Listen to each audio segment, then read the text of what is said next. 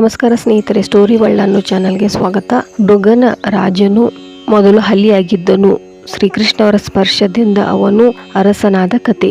ಒಮ್ಮೆ ಸಾಂಬ, ಪ್ರದ್ಯುಮ್ನ, ಚಾರುಬಾನು, ಗದಾ ಮೊದಲಾದ ಕೃಷ್ಣನ ಕುಟುಂಬದವರು ಸದಸ್ಯರು ದ್ವಾರಕೆಯ ಬಳಿಯ ಕಾಡಿಗೆ ವಿಹಾರಕ್ಕೆ ಹೋದರು. ಅವರೆಲ್ಲ ಯದುವಂಶದ ರಾಜಕುಮಾರರು.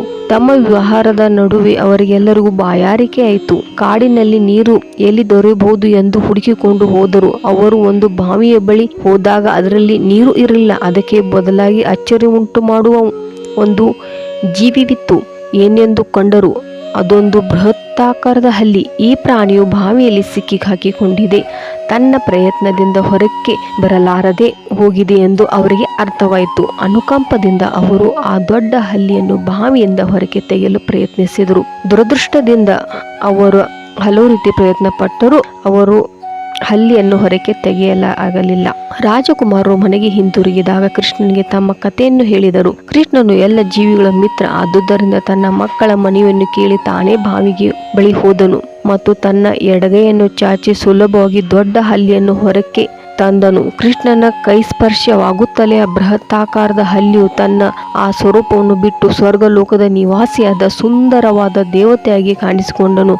ಅವನ ದೇಹವು ಕರಗಿ ಚಿನ್ನದಂತ ಹೊಳೆಯುತ್ತಿತ್ತು. ಅವನು ಸೊಗಸಾದ ಉಡುಪಿನಿಂದ ಅಲಂಕಾರ ಮಾಡಿಕೊಂಡಿದ್ದನು ಮತ್ತು ಕೊರಳಿನಲ್ಲಿ ಬೆಲೆಬಾಳುವ ಆಭರಣವನ್ನು ಧರಿಸಿದ್ದನು.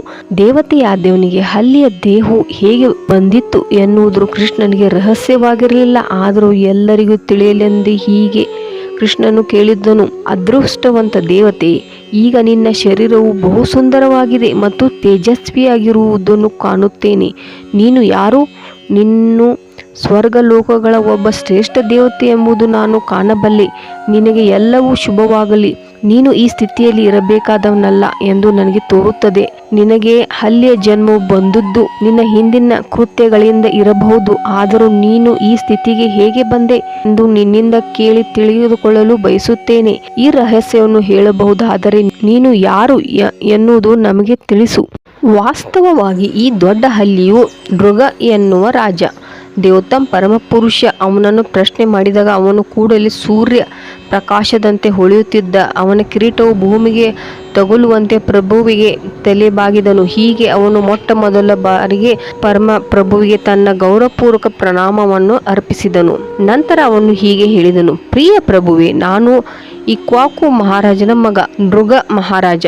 ನೀನು ಯಾವಾಗಲಾದರೂ ದಾನಶೀಲರನ್ನು ಪರಿಶೀಲಿಸಿದ್ದರೆ ನೀನು ನನ್ನ ಹೆಸರನ್ನು ಕೇಳುತ್ತೀರಿ ಎಂದು ನನಗೆ ಖಂಡಿತವಾಗಿದೆ. ಪ್ರಭು, ನೀನೇ ಸಾಕ್ಷಿ.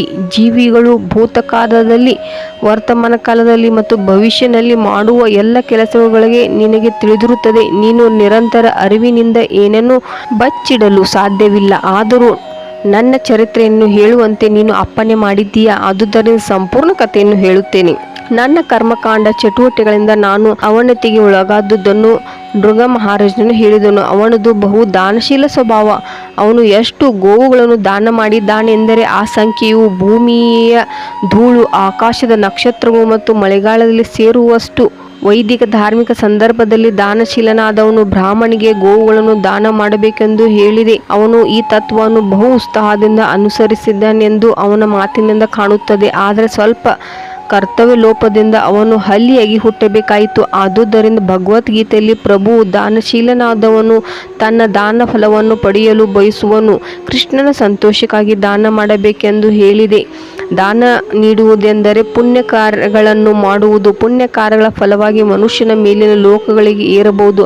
ಆದರೆ ಸ್ವರ್ಗಲೋಕಕ್ಕೆ ಏರಿದರೆ ಅವನು ಕೆಳಕ್ಕೆ ಬೀಳುವುದಿಲ್ಲ ಎಂದೇನು ಖಂಡಿತವಲ್ಲ. ಕರ್ಮಗಳ ಬಹು ಪುಣ್ಯಕರವಾಗಿದ್ದು ಅವು ಶಾಶ್ವತ ಆನಂದದ ಬದುಕನ್ನು ಕೊಡಲಾರವು ಎನ್ನುವುದಕ್ಕೆ ಮೃಗ ಮಹಾರಾಜನೇ ಸಾಕ್ಷಿ. ಭಗವದ್ಗೀತೆಯಲ್ಲಿ ಹೇಳಿರುವಂತೆ ಕರ್ಮವು ಪುಣ್ಯಕರವಾಗಲಿ ಪಾಪಕರವಾಗಲಿ ನಿಶ್ಚಯವಾಗೂ ಮನುಷ್ಯನು ಬಂಧಿಸುತ್ತದೆ. ದೇವೋತ್ತಮ ಪರಮಪುರುಷನ ಪರವಾಗಿ ಅದನ್ನು ಯಜ್ಞ ಎಂದು ಮಾಡಿದರೆ ಮಾತ್ರ ಇದರಿಂದ ಪಾರವಾಗಬಹುದು. ಮೃಗ ಮಹಾರಾಜನು ಮುಂದುವರಿದನು. ತಾನು ದಾನವಾಗಿ ಕೊಟ್ಟ ಹಸುಗಳ ಸಾಮಾನ್ಯ ಹಸುಗಳಲ್ಲ ಎಂದು ಹೇಳಿದನು. ಪ್ರತಿಯೊಂದಕ್ಕೂ ಚಿಕ್ಕ ವಯಸ್ಸು, ಒಂದೇ ಕರುವಿಗೆ ಜನ್ಮ ಕೊಟ್ಟಿತು. ಈ ಹಸುಗಳು ವಿಫಲವಾಗಿ ಹಾಲು ಕೊಡುತ್ತಿದ್ದವು, ಸೌಮ್ಯವಾಗಿದ್ದವು ಮತ್ತು ಆರೋಗ್ಯಕರವಾಗಿದ್ದವು. ಹಸುಗಳೆಲ್ಲವೂ ತಾನು ನ್ಯಾಯವಾಗಿ ಸಂಪಾದಿಸಿದ ಹಣದಿಂದ ಕೊಟ್ಟಿದ್ದನು. ಅಲ್ಲದೆ ಅವುಗಳ ಕೊಂಬುಗಳು ಬಂಗಾರದ ತಗಡುಗಳಿಂದ ಅಲಂಕಾರವಾಗಿತ್ತು. ಅವುಗಳ ಗೊರಸುಗಳಿಗೆ ಬೆಳ್ಳಿಯ ತಗಡುಗಳನ್ನು, ಮುತ್ತುಗಳನ್ನು ಮತ್ತು ಸರಗಳಿಂದ ಅಲಂಕರಿಸಿ ರೇಷ್ಮೆ ಹೊದಿಕೆಯನ್ನು ಹೊದಿಸಲಾಗಿತ್ತು. ಈ ಆಭರಣಗಳಿಂದ ಅಲಂಕೃತವಾದ ಹಸುಗಳಿಗೆ ಅಪವಿತ್ರನೆ ಕೊಡುತ್ತಿರಲಿಲ್ಲ. ಸೊಗಸಾದ ಉಡುಪುಗಳನ್ನು ಧರಿಸಿ ಬಂಗಾರದ ಒಡವೆಗಳನ್ನು ಧರಿಸಿದರೆ ಶ್ರೇಷ್ಠ ಬ್ರಾಹ್ಮಣಿಗೆ ಅವುಗಳನ್ನು ಹಂಚುತ್ತಿದ್ದರು. ಬ್ರಾಹ್ಮಣರೆಲ್ಲ ಸಂತ್ರಸ್ತರು, ಯಾರೂ ಶ್ರೀಮಂತರಲ್ಲ. ಅವರ ಕುಟುಂಬದವರೆಲ್ಲ ಜೀವನಕ್ಕೆ ಅಗತ್ಯವಾದ ವಸ್ತುಗಳನ್ನು ಇಲ್ಲದವರು. ನಿಜವಾದ ಬ್ರಾಹ್ಮಣರು ಭೋಗ ಜೀವನಕ್ಕೆಂದು ಕ್ಷತ್ರಿಯರಂತೆ ಮತ್ತು ವೈಶ್ಯರಂತೆ ಎಂದೂ ಹಣವನ್ನು ಕೊಡುವುದಿಲ್ಲ. ಹಣವು ಪ್ರಾಪಂಚಿಕ ವ್ಯವಹಾರಗಳತ್ತ ಮನಸ್ಸನ್ನು ಸೆಳೆಯುತ್ತದೆ ಎನ್ನುವುದು ತಿಳಿದುಕೊಂಡು ಬ್ರಾಹ್ಮಣರು ಸದಾ ಬಡತನದಲ್ಲಿ ಇರುತ್ತಾರೆ. ಹೀಗೆ ಬದುಕನ್ನು ಅರ್ಹ ಬ್ರಾಹ್ಮಣನ ವೃತ್ತ. ಈ ಬ್ರಾಹ್ಮಣರೆಲ್ಲ ಈ ವೃತ್ತವನ್ನು ನಿಷ್ಠರಾಗಿ ಅವರೆಲ್ಲ ವೇದ ಪಾರಂಗತರು.